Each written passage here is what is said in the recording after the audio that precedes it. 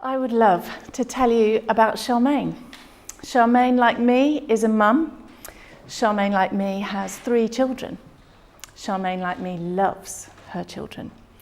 And when Charmaine had her first child, like me, she had such excitement and expectation for her children to flourish and live life, for them to fulfill their potential, and in time for they themselves to have their own families and to flourish on. Like me, she had all these great expectations. Unlike me though, Charmaine found herself dropping off her children on the school run and to the nursery in her pyjamas. Unlike me, Charmaine would then go home and spend much of the day of the school hours in bed. Unlike me, she cried an awful lot. And unlike me, she saw very few friends or family in that day. And though for me there were many times of feeling utterly overwhelmed with my 3 children, particularly when they were young, it was only at times. But for Charmaine, it had become entrenched for her. So why should Charmaine find herself in this situation when we started off from the same place, and certainly from that place of loving our children? So many families, you will know them in your areas, have a similar situation to Charmaine, feeling stuck down. Charmaine was a single parent. Her partner had left her after her 3rd child. He was an addict, so he hadn't been working, and so they were reliant on benefits. What we see in our communities is that families where there is significant economic deprivation, they will inevitably move forward into issues of mental health with anxiety and depression. Research has shown this to be the case. Indeed, the Children's Society have done a study to show that children living in families on very low incomes will be up to 3 times more likely to suffer from issues of mental health compared to their more well-off peers. With this low income linked in with mental health issues, families like this, as I say, you will know them, you will see them around, you will have them in your communities. They fall into a vicious circle.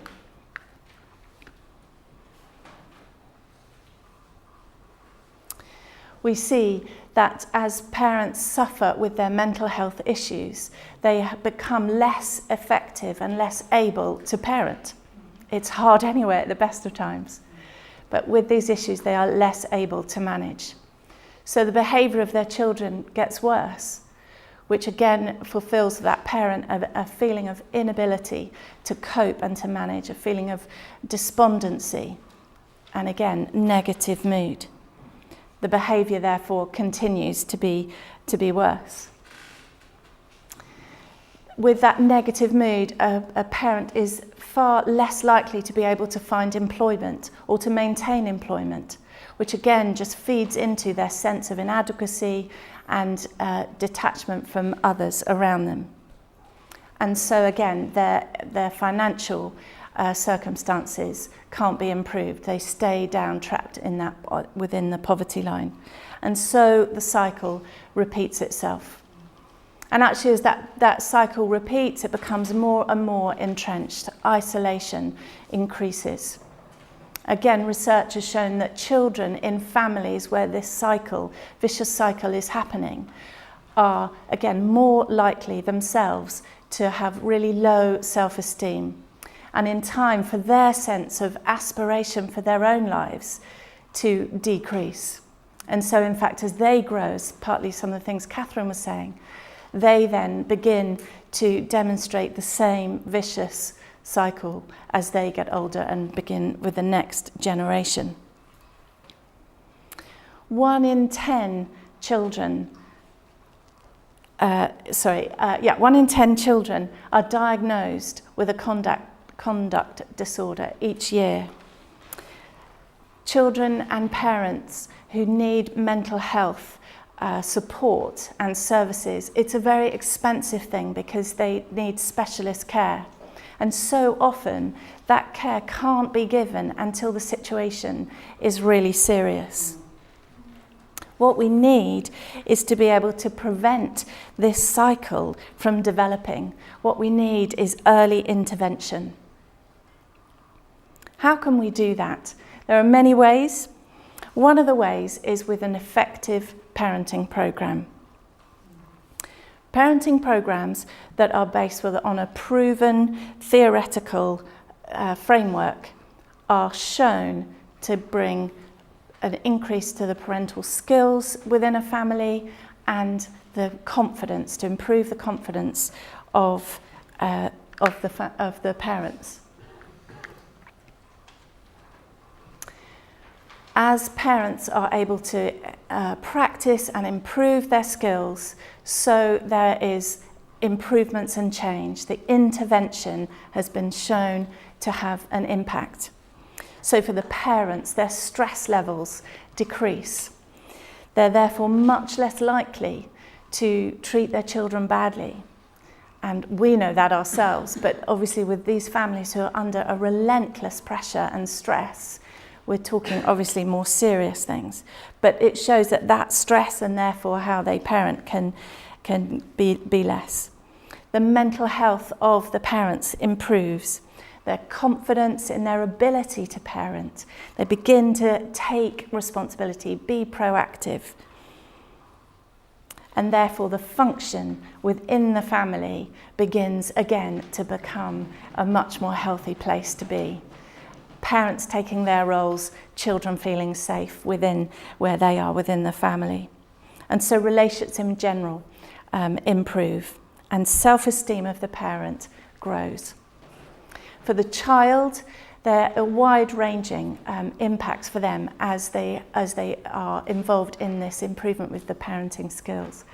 Their sleeping patterns benefit, their eating habits improve, and therefore all those impacts on their learning in school, their relationships with their peers at school and with their family and other members in the home. And again, it's shown that as they get older, they are at less risk of addictive behaviours, again, with this more positive parental influence. So some great, quick, and really powerful impact on the family with an input from parenting programs. So we know that parenting programs have been shown to be effective. We know that mental health issues can be prevented with early intervention. But we also know the government in 2013 put out a report to say that parenting programs are needed universally across the country, across all types of demographics. But it also needs to be accessible. Again, research has shown that for many parents, particularly from the more vulnerable backgrounds, for them to access a course, a program, it needs to be something that is held in their community and where they're invited by somebody that they know.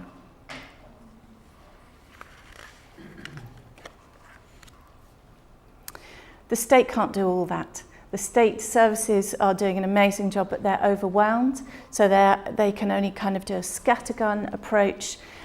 And again, really, by the time they are able to be intervening, it's in the really quite serious cases.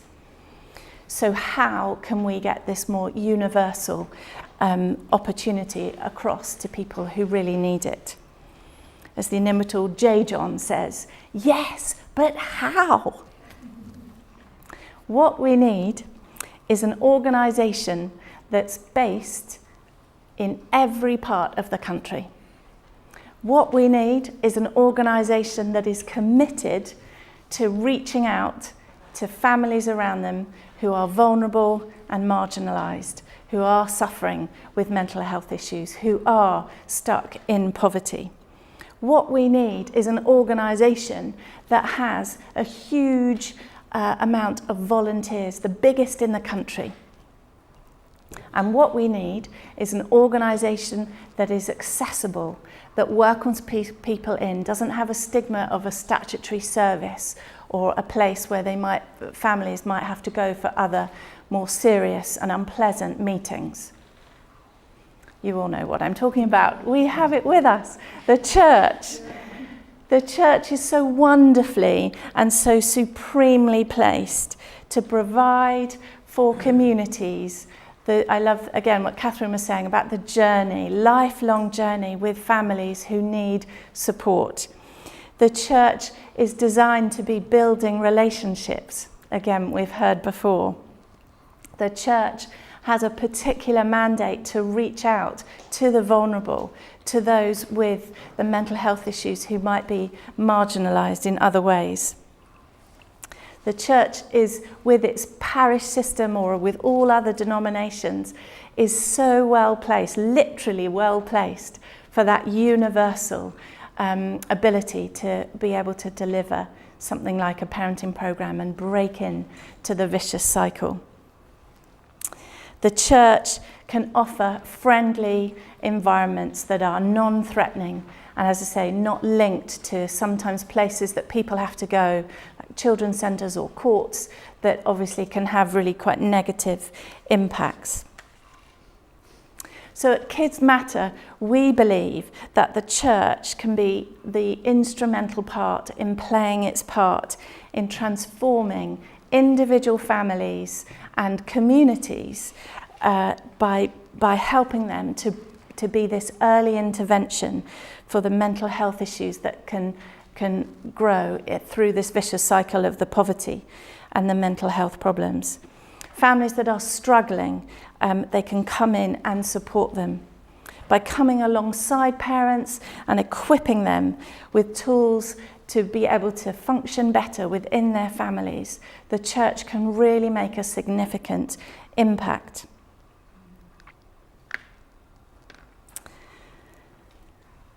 Remember Charmaine? Well, Charmaine was invited to a Kids Matter parenting programme. It might have been another one. There are great ones out there. She was invited by a member of a local church who knew her from the nursery of one of her children. She came on the course because she knew that woman. And she came along to each of the sessions of the Kids Matter programme. And over those weeks, she began to grow in confidence. So she learnt some things as she heard that other parents also struggled, and as she began to learn some new skills. So she began to get dressed. She stopped crying quite so much. She was coming out and meeting these new people in this new group. And once the programme had finished its 6 sessions, she was then invited to other things. And because she knew these people, she felt more confident to go. And over time, over years, Charmaine has now joined with her family that church that had invited her along to Kids Matter.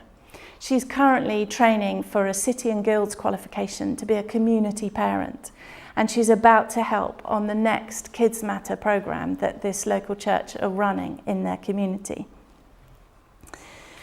This is the way in which the local church can be one simple tool, but through this parenting programme, be it this one or any other, can really have a significant impact to try and reach families that are at risk of mental health through the situations of poverty and adversity.